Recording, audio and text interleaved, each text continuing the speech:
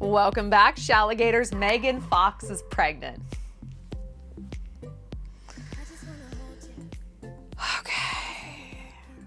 Okay.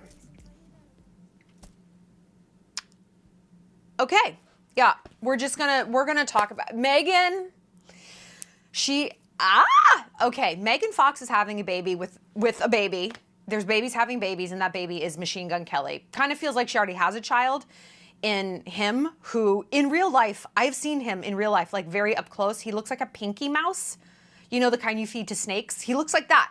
Like totally translucent, overly ginger. This is the thing with gingers. They can't cover it up. They can dye their lashes. They can dye the little hairs on the outside of their ears. We know. You aren't fooling anyone, okay? And listen, if you're a ginger woman, more power to you, because that's hot. If you're a ginger man, you're on real fucking thin ice. Just walking around the world, just like existing, knocking people up. Okay, that's what you're gonna do? Well, you know what? We're gonna talk about it then. We're gonna talk about Megan Fox and Machine Gun Kelly having a baby. As I am sitting here right now recording this, I have absolutely no idea what the topic's gonna be. I assume by the time I post it, there will be a title and a topic will have illuminated itself. For now, we're just gonna fucking rant, because Giselle kind of stole the thunder last week when we talked about, her getting pregnant at 44, and I went on a whole fertility rant. And my thesis there was, why are you having a baby? You have two, and they're like grownish. They're like teenagers or tween, they're something. And you want to start this whole process over? Even if you love being a mom, my example was I loved being in college or high school. I'm not going back and starting over. That time in my life is done. And I guess I am alone on that. And you know what? People go back to school all the time. So what do I know? So we're going to touch a little bit on that, because I just have to keep ranting about these things. And we're going to talk about something involving Machine Gun Kelly and Megan Fox, because I asked you guys on Instagram, what's your topic idea? One of you wrote simply, we need a plague. Yeah. Let's get into it. But before we get started, if you came out to Evil Meat in New York City yesterday, thank you so much. I'm so excited. And if you missed it and you want a little more evil in your life, join the Shallon, where you can binge this year's Evil Week, which is a course on the art of social climbing. Listen, speaking of plagues, most people out there are losers. They're useless. Losers, small mind, they can't do anything for you. And because there's so many of these kinds of people, they're going to try to infect you with their ordinariness, with their uselessness. You might already be infected. I am the antidote. I am here to wipe that disease and that poison out of your life. I am here to elevate you, to show you that you are meant for bigger and better things, because I'm sorry, you're better than other people. Not everyone's better than other people, but we are. We are. And so I'm going to take you into a different echelon. I'm going to take you into a different tier of society, job prospects, dating prospects, health prospects, everything. I'm going to level your ass up, because it's time.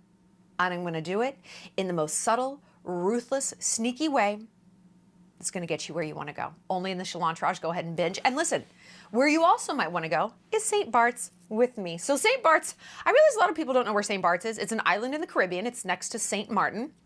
It's a French island, Saint Barthélemy, and it is the playground for the world's rich, elite, and famous. I mean, everywhere you go, you're running into people they're beyond celebrities. They're beyond celebrities. They're titans of industry. They're oligarchs. They're just the highest level people, and they are literally so nice. Like, there's something about that island, I think, because when you're there, everyone assumes, because it's such an elite, exclusive, notoriously sort of exclusionary kind of place, they assume that if you're there, you're somebody too. And you know what? When you travel with me, you are. You are a somebody anyway. But I'm just going to put you in front of the right kind of people to make the right kind of connections.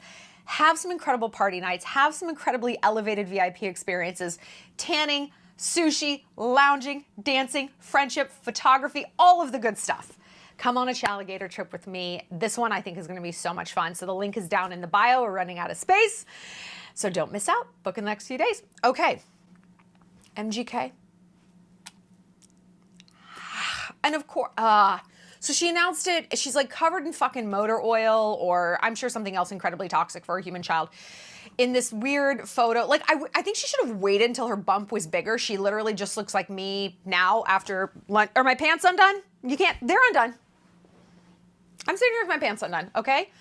Should I just stage that pregnancy announcement? And she said, nothing is ever really lost. Something like that. It's up there. Because I guess she had a miscarriage. This is an unpopular opinion. When am I not unpopular? Do you think maybe God was trying to... Do you think maybe God, who, listen, girl, you're always talking about moon rising and celestial twin flames, and so you believe in a higher power. You believe in a higher power until you want to make a shit-ass decision, and then suddenly, you don't. Or you do, but this shit-ass decision was God's plan. Kind of felt like the miscarriage was God's plan. And you know what? Yeah, maintaining a pregnancy is also God's plan, but I just feel like she dodged a bullet there with that first miscarriage, considering how rocky her relationship with MGK is. I didn't even know they were still together. And now it's like, baby joy, and we're all supposed to be on board. Otherwise, we're these horrible eugenics monsters that don't want anyone to succeed. I like Megan Fox. I've always liked her crazy ass. She's gorgeous. I think she's really funny. She's a lot deeper than people give her credit for. I like her a lot. Him, Pinky Mouse, fine. But I'm just like, to me, he is so beneath her. I get why they're together. I get the appeal of this man because she coupled up with Brian Austin Green, Bag. His initials are Bag. Always be aware of the monograms you're going to have when you marry a man. Do you want Bag all over your towels? I don't think you do, girl. Okay, no, sorry.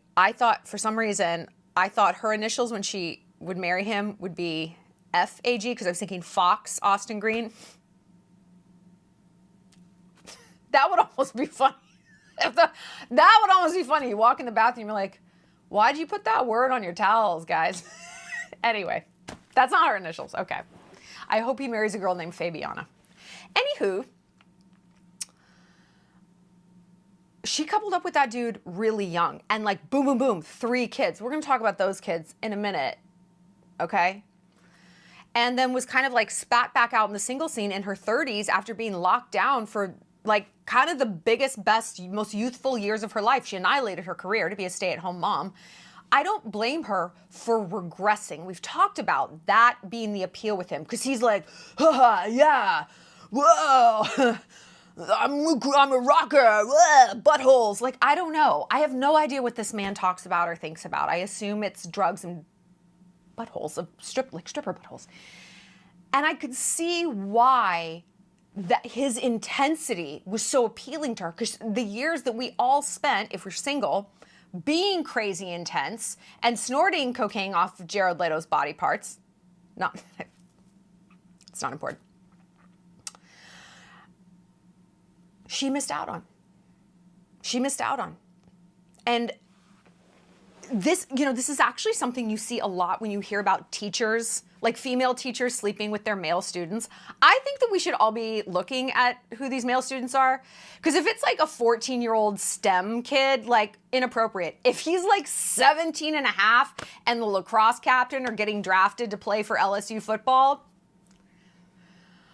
and the teacher's like 23 or something, you're like, maybe just let them have their fun.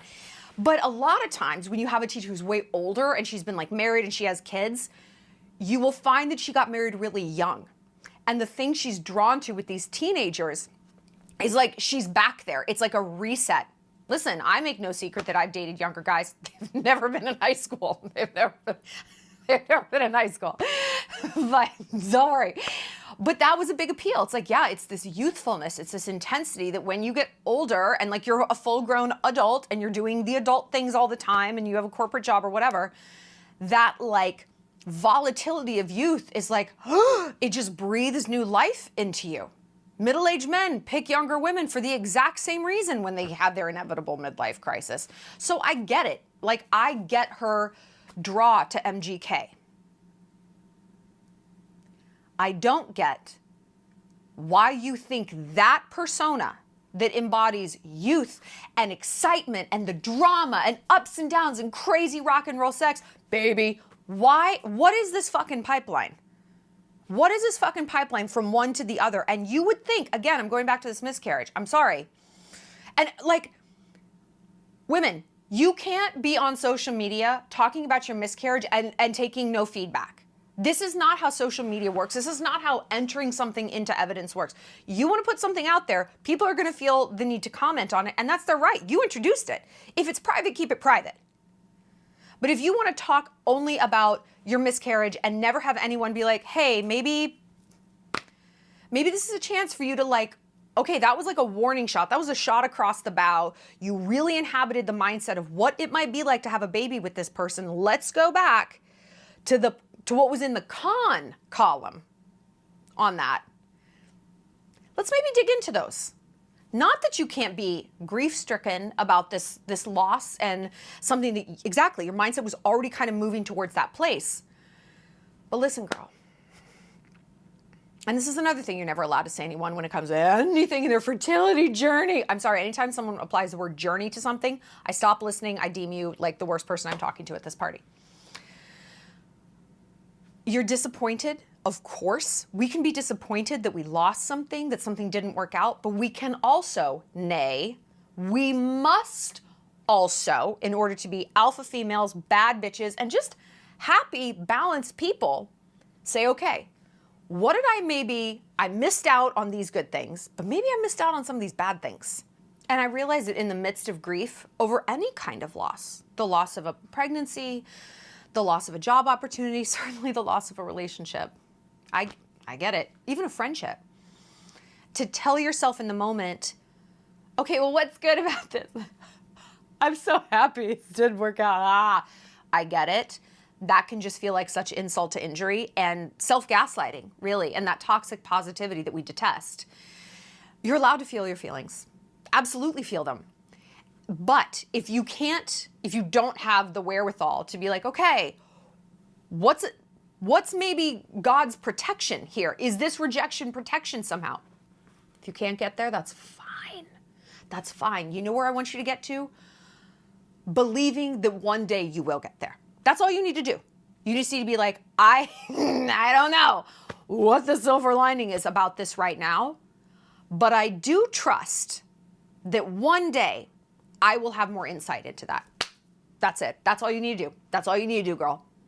Because then you're shifting into that trust. And that's a big deal. Oh, speaking of mindset shifts, Laura St. John, our baby, is launching, there's still time to get into it. She's launching her last 6-week group coaching course of the year. And it's on love and relationships. I'm doing it. I'm so excited. Basically, it's to get yourself unstuck with love and dating. And I think a lot of us get there. We've had so many disappointments and so much loss. And it's like, I don't know how to believe in anything anymore. I don't know how to trust. I don't know how to process anything. I don't know how to put myself back out there. I'm so negative. I'm so bitter. Girl, speaking my language. I get it. So if you want to join it, go down, link below. You can save with my code. I mean, she's incredible. I've never in my life steered anyone towards her that was just like, everyone comes away and they're just like, whoa. Okay, back to Megan.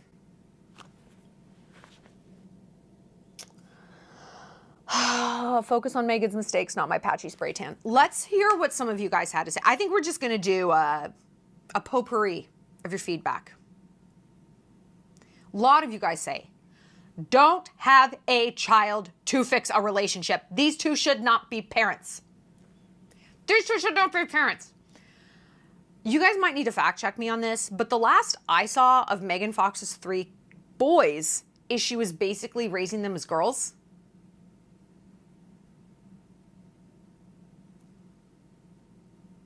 They were in dresses. Okay, yes, a lot of you guys. Baby to save a marriage, baby to save a marriage, baby to save a marriage. I feel like I have a good bead on this baby to save a marriage thing because where have we heard that phrase before? Would it be a tabloid magazine cover? Guess who wrote a lot of those covers? Me. We would see this all the time with celebrities. We would see vow renewals, absolute kiss of death. Kiss of death. When you see a couple renewing their vows, they are 1 foot in the grave. Like they will be divorced in a year. I don't know that there was ever an exception to that. I'd be like 18 months, they're done. When they sell property, they're done.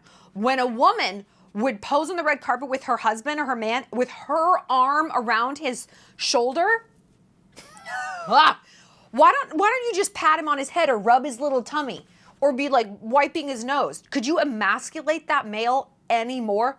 Women, don't ever pose with your, never fucking do that. Never do that. Never. Because you know what it means? It means you're taller than him. You're not like up here with Shaq.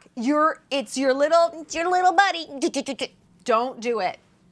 And the baby to save a marriage thing, I explored this trope constantly with celebrity couples. And guess what doesn't usually work?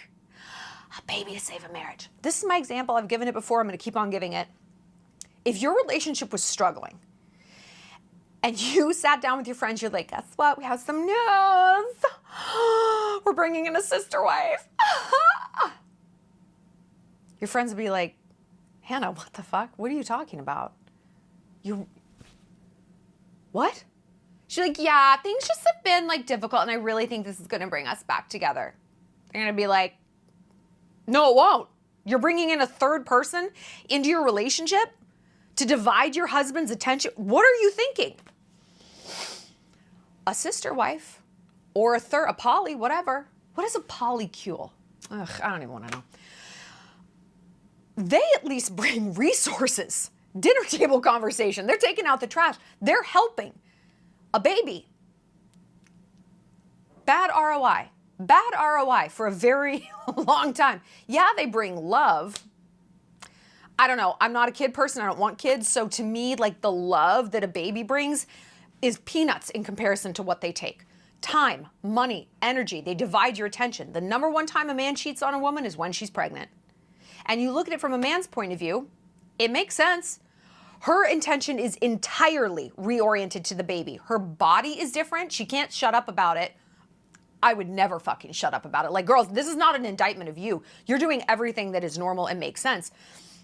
Suddenly, she wants him to have this skill set that he's never priorly known. Putting together a crib, being paternal. Like, there's this phrase that a woman is a mom when she gets pregnant and a man is a dad once the baby's actually born. That's 9 months of very different emotional places, very different priorities. He feels ignored. He feels maybe kind of stupid. He knows that there's a new sheriff in town and it ain't him. He is never again going to have the undivided attention of his woman. He is now paying to support this woman and this baby who maybe don't respect him as much. I know. And I'm not saying that that's justification. I'm just trying to get you into the mindset of what makes a man look for comfort elsewhere. I've had a lot of married men come after me. They have all, and I mean all, had newborns. Some were days old. I don't fuck with married men. It's not worth it. I should and be a gold digger and like get a new car or whatever. But yeah, and because I embody freedom. I'm a very alluring person if you feel trapped. Because I'm the freest bird in the world. I'm in New York right now. I was just meeting with you guys. I can go anywhere. I'm fun, sexy. I love talking to boys. I'm engaged. I'm present. I'm charming. I'm fucking catnip to your average man. You take a man who's in a bad situation, he's dead. He's dead. He's completely in my thrall. Again, I don't want to deal with these men because gross. But they're on the hunt. So I worry for Megan. Didn't they break up, or we thought that they broke up permanently because he was cheating? And I wonder if that cheating started when she was pregnant the first time. Or after the miscarriage when she was super emotional and he was like, whoa, babe, I'm just here to like talk about buttholes.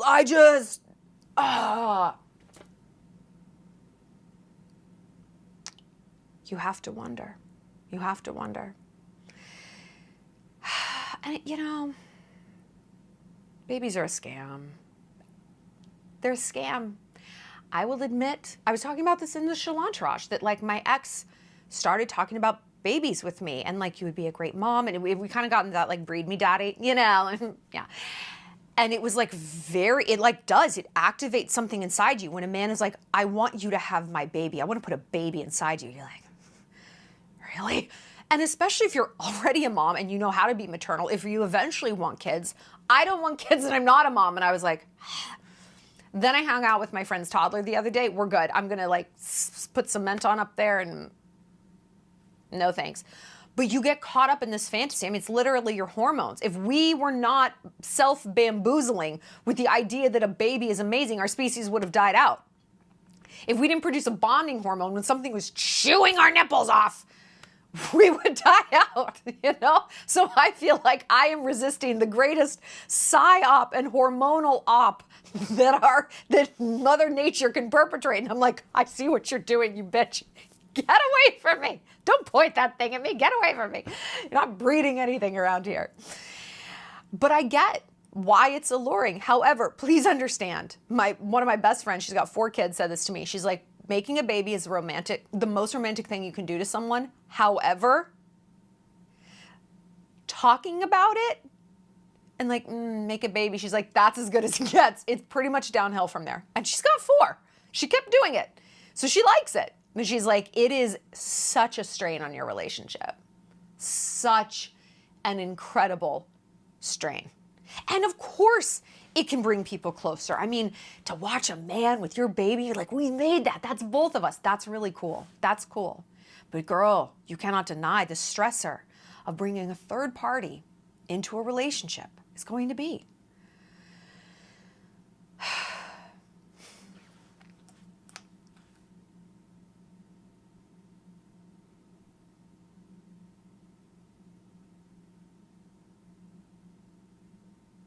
I just have to side note that several of you said, what the fuck is a rainbow baby? Is that what happens when you dye your hair too much? Another girl. I thought a rainbow baby meant gay baby until only very recently. I agree with this, and I hate this rainbow baby thing because to me, it hijacks the spotlight from the child who lives. So what a rainbow baby is, it's the baby you have after a miscarriage. It's like, just let that go, okay? A rainbow baby, well, how about just baby? How about just baby? Girl, can I tell you, I had a friend who had a miscarriage. It was like 3 weeks. When I say friend, is some bitch on Instagram. Like a 3, 4, like first trimester, early first trimester. She had that miscarriage 10 years ago. Every time her child, she has 3 kids after that. 3. Every time they have a birthday, there's a cake for the dead baby. She runs like a race for the baby, my rainbow baby. Her whole life is about that dead baby, and I'm putting this, you know what's an actual baby? The baby she had. The ones that are alive, full term, okay? And people are like, I'm so sorry for your loss, Kristen. It's been a fucking decade. It's been a decade. Like you are not possibly still grieving this when you have 3 kids. You are using this as leverage. I can see through it because I'm not an empathetic person. I can see your fucking machinations. And I'm just like, it disgusts me. And to me, it mocks people with actual problems. It mocks people with actual pain. People who've lost a living child, a real child, to cancer, leukemia, drowning, car accidents, whatever. But no. You're here putting yourself in the same chair. Get the fuck out of here. Shut the fuck up. No. Don't run that game on me. Nope. Okay, let's see some other feedback. Can we do the rant on people who shouldn't have children? You know what? Yeah, we can. Yeah, we can. Most people? You need a license to cut hair, to catch a fish, to drive a car. But to breed, nope. I believe society will get there where it's a licensed thing. And people are like, Trump won, it's the handmaiden's tale. It is not, girl. First of all, abortion rights are always going to come down to the states. Did you vote local? Do you know anything about local politics? I hope the answer is yes. Okay? This is a states' rights issue, which is why we fought the Civil War. So if you didn't like the outcome of that, maybe wind it the fuck back about 150. I can't even get into it. Anyway. People who shouldn't have a baby? Yeah, like most people, can we stop yay-saying people's blind desire to bring a child into this world when they themselves are still a child? And I'm not talking about age. I know plenty of 42-year-olds who are children. And we have to just stand by and be like, yeah, I'm so happy, Katie, I'm so happy. I'm not happy. You're gonna make a horrible parent because you don't know what you're doing. You can't govern your own life. You can't put yourself out there and meet a viable, healthy partner. You can't get into therapy in any sort of legitimate way. You're just navel gazing and like jerking off in the therapy office, just talking and talking. Your health is out of whack. Like I am so tired of this concept of it takes a village. Okay, well the village is allowed to give feedback then. If we have to do a labor share, then we get a feedback share. That's how it works. That's what an investor does. Take on an investor in your business and see if you ever hear from them again. You will. If you're expecting people to pitch in, they're going to chime in. You pitch in, you chime in. But yet, when it comes to kids, this is my child, this is what I want. I want a child. It's natural. I don't care if it's natural. Peeing on the floor is natural. I don't believe you should be allowed to do it. And if you try it around me, you're going to hear my feedback as well. But no. Everyone who wants a baby gets a baby. You get a baby, you get a baby, you get a baby. How about you get a fucking high school education first? How about you get out of credit card debt? These are unpleasant things to consider. You know what's worse? What's more deeply unpleasant to me? Crime rates, population control, pollution. The same people who are here melting down about the climate crisis are the ones insisting they have a baby that maybe Mother Nature isn't really selecting them to have. So how are you a steward of God's earth when you're forcing population? I just make these things make sense. Make these things make sense. And also there's this subtext that to be a mother is the most selfless thing in the world. And it is. It absolutely is. But what no one wants to ask is the second half of that statement, which is, are you actually selfless enough to do it? I'm not, so I don't. I am keenly aware of what I am able to do in this life. I don't ski. I live in Montana. You know what that word means? It means mountain. We got tons of them. Everybody likes to ski. You don't ski? Oh, you should learn. No, thank you. I've broken 6 bones. I can throw myself down the stairs in my own house for free. I don't need to buy a ticket to a mountain to do it. I'm fine. I don't want to do it. I am not capable of doing it. You should go back to school and be a therapist. I don't want to do that either. I despise it. No, thank you. No, I don't want to listen to people all day. I know my limitations. And society has told me that because I know my limitations, I'm rigid and closed off. You're a narcissist. You don't have any empathy. I actually maybe have more empathy because I'm not going to barf a child into this world and be like, I don't know. Anaphylaxis is just wiling out in daycare, so can we just get him some drugs? Mommy's got a headache. Mental health day. Mommy's got a mental health day. I'm not going to do that. I'm going to maybe have more concern for the child I'm never going to have and be like, I don't know that I can be what you need. So I'm not going to do that. I'm maybe not going to incinerate a relationship with my life partner because I get a bee in my bonnet that I need to have a child. But I'm the evil one for this. Got it. Speaking of harsh opinions, I'm going to read this one. Poor people shouldn't have kids. Emotionally unstable and mentally unwell people shouldn't either. I've always had this deeply unpopular theory that if you're on welfare, you should have to be on birth control. You should have to provide proof of birth control until you're off welfare. Is that a crazy thing to think? Let me tell you something. If I somehow washed out, was broke, and ended up back living with my mom, and I got pregnant, she'd throw me down the stairs. Oh my God. I just got full body chills thinking about it. Ah! She would lose her fucking mind. She'd be like, how dare you? How dare you? And she would be right to say that. You can't support yourself and you're bringing someone else, a helpless thing, a needy, expensive, exhausting, confusing, helpless thing into this equation. I don't think so. And I just like living in New York, you know, now that I'm back here, it's like I would get I'd ride the subway all the time, and you see a lot of poor people. And they would have several children, and I'm like, okay, I understand one. You don't know. You don't know what you don't know. Hey, maybe I'm gonna like this. Maybe the guy's gonna stick around. And then you realize, this sucks, dude, and this is expensive, and he didn't stick around, and you know what? This sucks. And then you have more. And then you have more.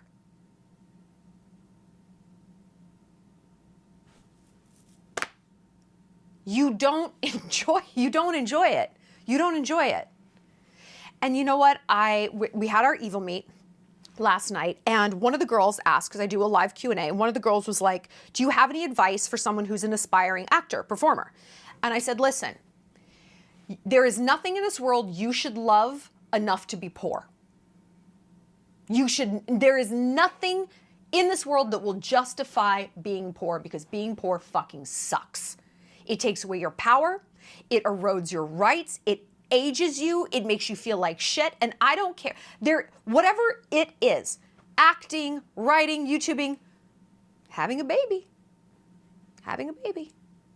If the price tag on that is I'm poor forever or a very long time, and I feel hopeless in that poverty, nope, it's not worth it. And I'm sorry, don't do it. Don't do it. Move it into the hobby category. Be in your local plays and do little acting classes on the weekend, whatever.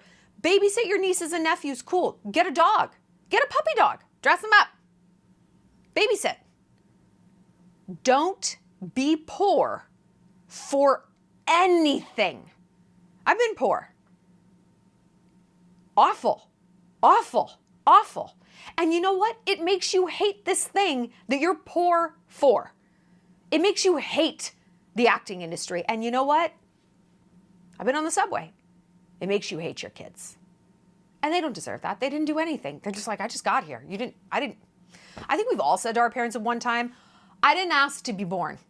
Okay? I mean, I'm 1,000 years old, and I've said it to my mom fairly recently. I didn't ask to be here. But it's true. It's true. So I don't disagree with this person. Also, if you're mentally unstable, no. I think if you are a chronic user of mental stability medication, you should also have to show proof of birth control. No, I don't think we should be handing out Abilify and fertility treatments. How fair is that? But again, I'm the monster for saying this. Never fucking mind that my tax dollars have to go towards this, that these people could end up being school shooters and running around in my town, that I am part of this society. So I actually do think we get a vote in that we are allowed to just share our opinion. I mean, I'm not going to force sterilize someone, but I think we should at least be able to say, I don't think that that's cool. But we're a monster. You know what? I know I'm a monster. I've been called that for a very long time. I made friends with that monster. And once you realize you're the bad guy, life opens up.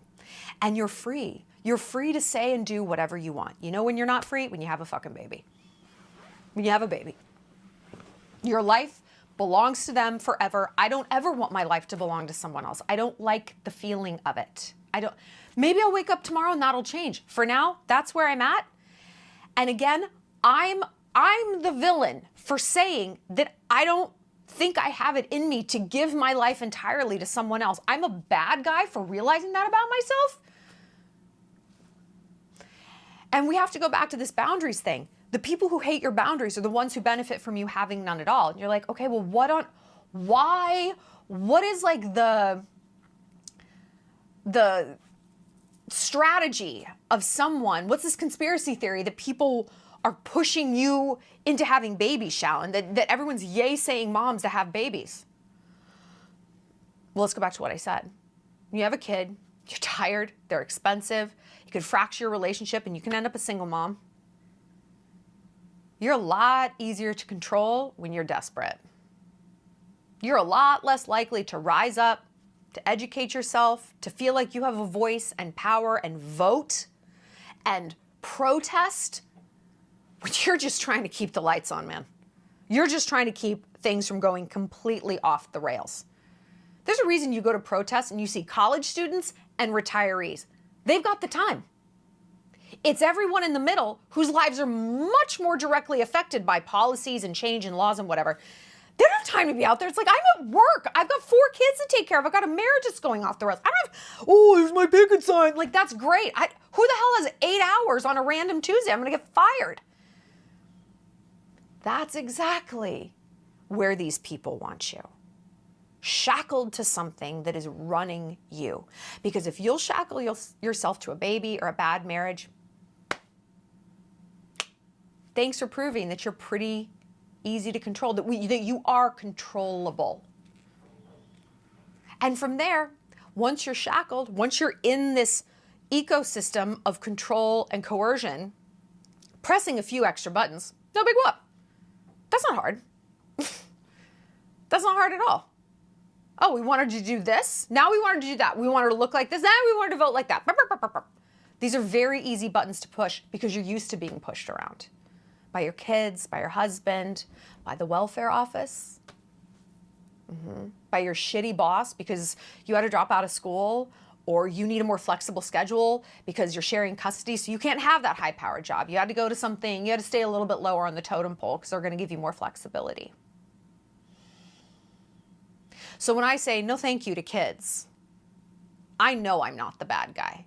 And anyone who tries to tell me that I am, I'm like, oh, there you are. You're the actual bad guy here.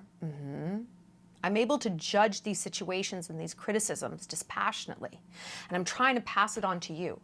So that when people try to push you into these lifetime decisions, they've got absolutely no skin in this game, and they're not going to JD Vance is not going to babysit for you. I've got news for you. I want you to be like, huh. No.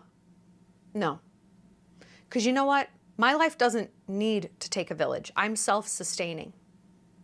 And because I'm not overburdened and in debt and shackled to something that's very difficult and time-consuming, no one gets to tell me shit about my life.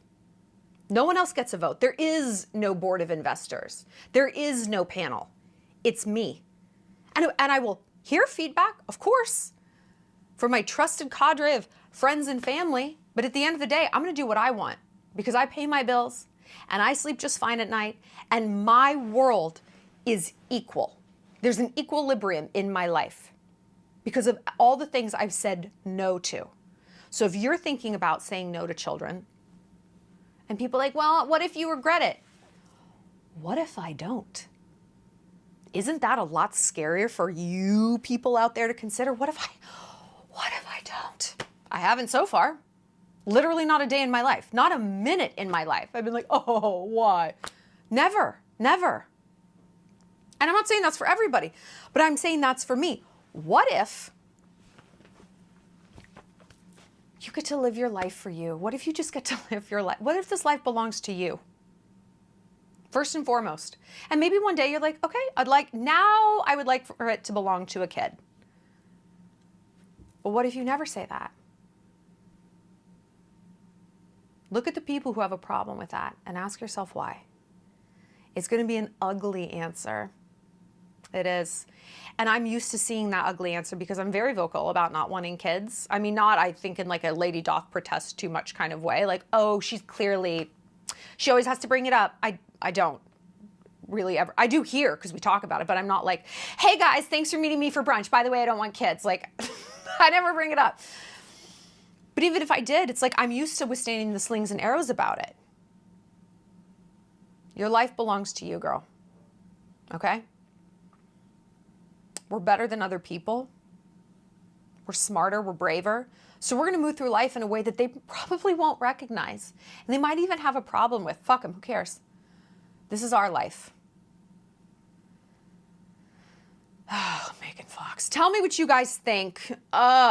If you want to ascend socially, join the Shallontrage, where you can binge Eva Week, The Art of Social Climbing, and connect with hundreds of girls around the world, alpha females, chit chat, meet up. It's an amazing place. I love it. Plus, I do 5 videos a week, different kinds of advice, ranting. I cry a lot about the guys I'm dating, pep talks, all that good stuff. And if you want a good mindset shift, check out Laura St. John's new course on how to get unstuck in terms of love and dating and relationships. She just started it. Still time to get involved. Click the link down below and save some with my special link. And if you want to join me in St. Bart's, there's still a little bit of room. Go ahead and click the link down below for that, and feel free to email the girls with any questions. All right, I'll see you later, Shalligators. We're going to talk about Ariana Grande and Ethan Slater on our next video. Mwah!